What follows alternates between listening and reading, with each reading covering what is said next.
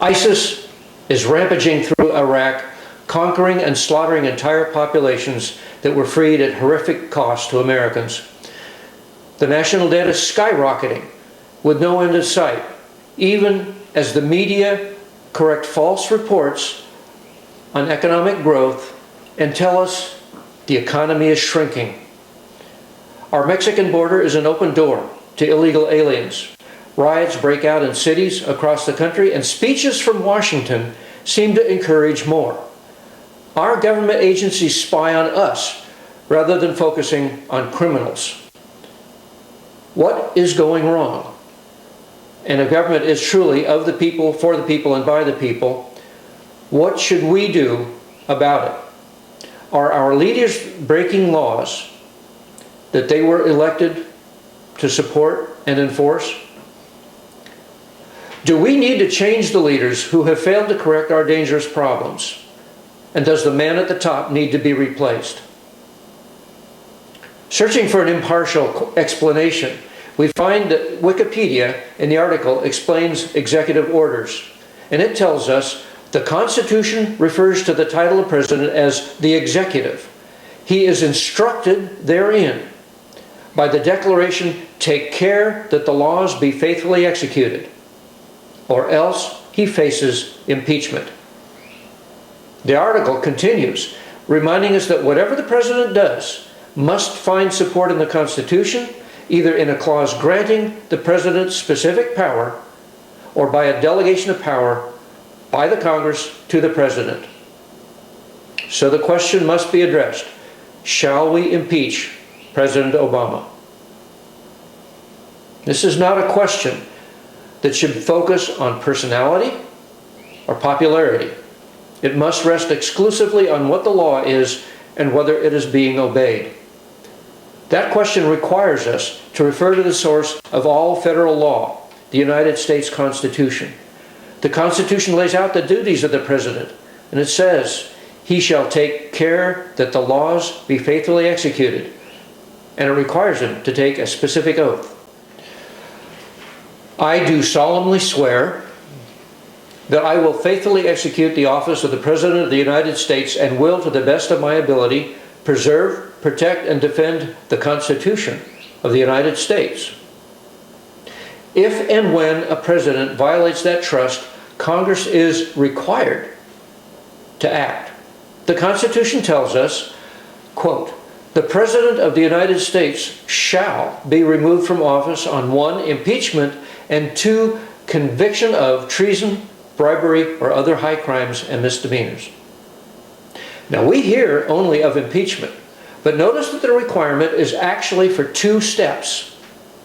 To impeach is for the House of Representatives to identify and list offenses. If they agree, that each proven charge becomes an article of impeachment. If they file 1 or more articles of impeachment, then that president has for all times been impeached. But the Constitution requires that further action must be completed once articles of impeachment are filed in the House. Each article must then be considered in the U.S. Senate. It is a trial, like in a court. If the Senate finds the president guilty of the charges and determines that the charges are sufficiently serious, they must remove him from office. It is a drastic step to remove a president chosen in an election by the people. No president has yet been removed from office by a complete process of impeachment and removal. But the process has been used, and 1 president has left office as a result. He just did not wait for the entire process to be completed. So, what is a high crime and misdemeanor? We start by looking at past impeachments. This is an original of the argument that Justice Chase offered to the United States Senate in defense of the claims against him. He was charged with putting his personal and political views over the law as written. The Senate conducted a trial as required. Though Chase was shown to have put his opinions ahead of the law to some degree, the Senate decided it had not risen to the seriousness necessary to remove him from office. The next high impeachment was against President Andrew Johnson in 1868. Johnson had removed his Secretary of War and appointed a replacement, but he did both without the consent of the Senate, which is required in the Constitution. He clearly did disobey this constitutional requirement, and he was impeached. He also blamed Congress for failing to represent the people of the nation and thus attempted to shame them. The Senate tried the charges and nearly agreed to remove him from office.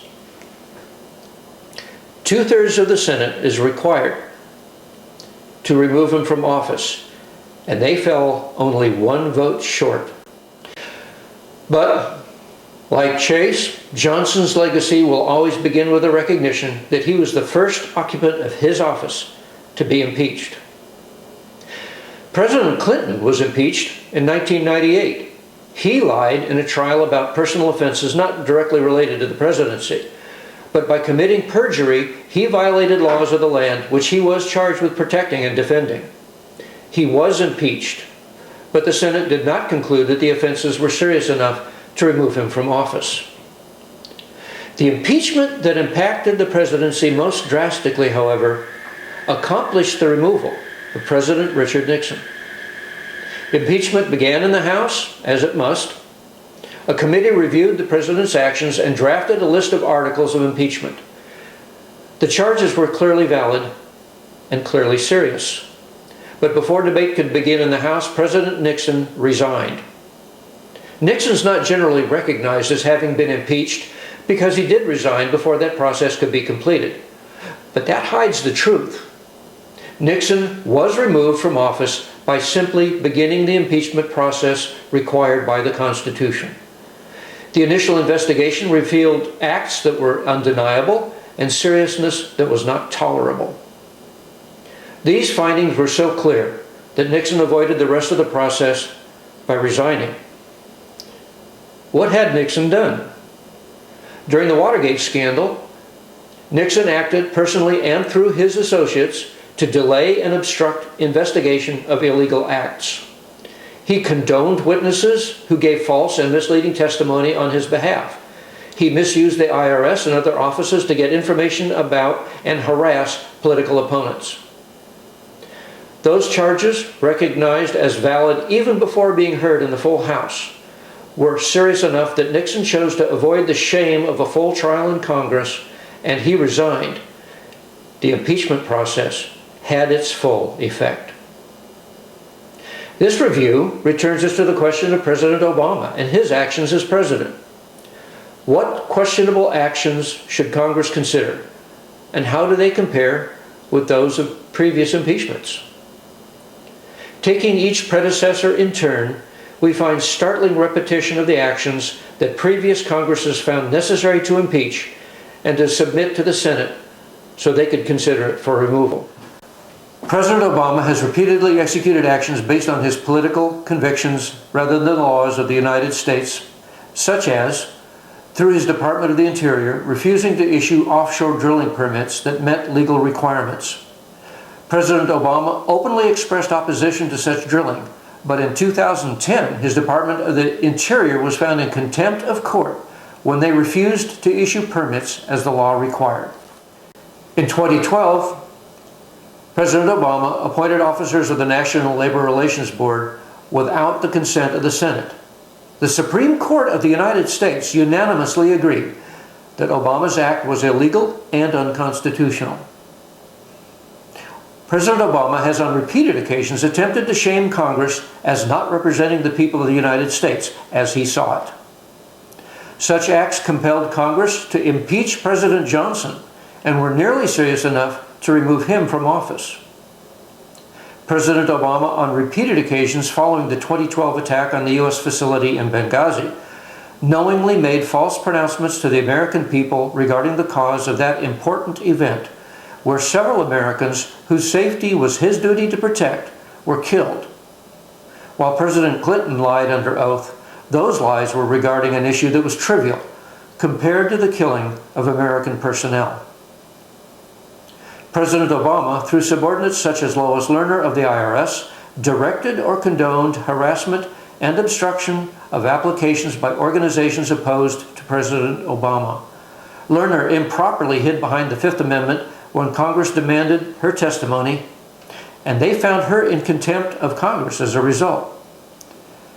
These abuses of federal agencies duplicate actions that began the impeachment of President Nixon and that led to his resignation.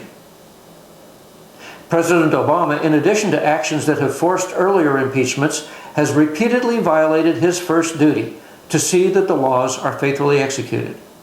He announced and executed delays in the implementation of the Affordable Care Act, also known as Obamacare, despite that law requiring specific schedules. And legal action is underway to correct those violations. He condoned illegal sales of firearms, which made illegal smuggling and use by Mexican criminal organizations possible. Ultimately, these violations led to the killing of a Border Patrol agent. When President Obama's close subordinate, Attorney General Eric Holder, delayed and obstructed the investigation of this illegal activity, Congress found it necessary to hold him in contempt. Whether by directive or by merely passively acquiescing, President Obama has facilitated and prolonged these violations of the laws he is sworn to uphold.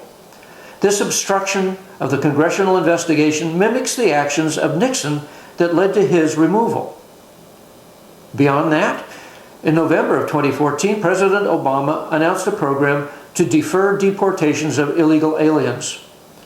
This program, beyond the simple violation of the laws that require deportation, adds legal processes to allow and encourage permanent residence in the country in further defiance of the immigration laws he is sworn to faithfully execute.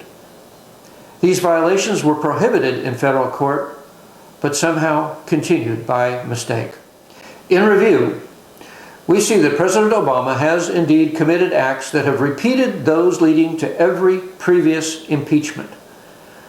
These violations of his duties actually combine all the offenses that led to 3 prior impeachment actions and to the removal of Richard Nixon.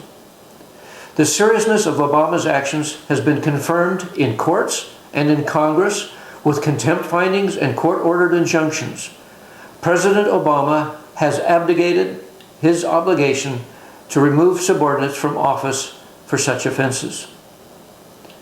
If the earlier impeachments were proper under the Constitution, then any one of them, repeated by President Obama, obligate the House of Representatives to file charges, to vote for them as articles of impeachment, and to offer them to the Senate for trial. It is up to the Senate to decide whether they rise to the seriousness to remove him from office. We know that Richard Nixon, seeing the charges drafted against him, resigned rather than putting himself and the nation through the torment of full impeachment proceedings. Having duplicated all the actions of not only Richard Nixon, but Clinton, Johnson, and Chase, will President Obama have the dignity to choose the same course? More important, will Congress step up to obey the long-neglected requirements of the Constitution that created the offices they hold and the duties they accepted?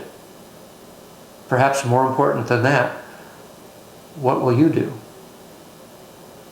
It was said earlier this year in a scholarly magazine, once a people or a government decides to normalize one form of lawbreaking, other forms of lawlessness will follow until finally the rule of law itself is in profound jeopardy.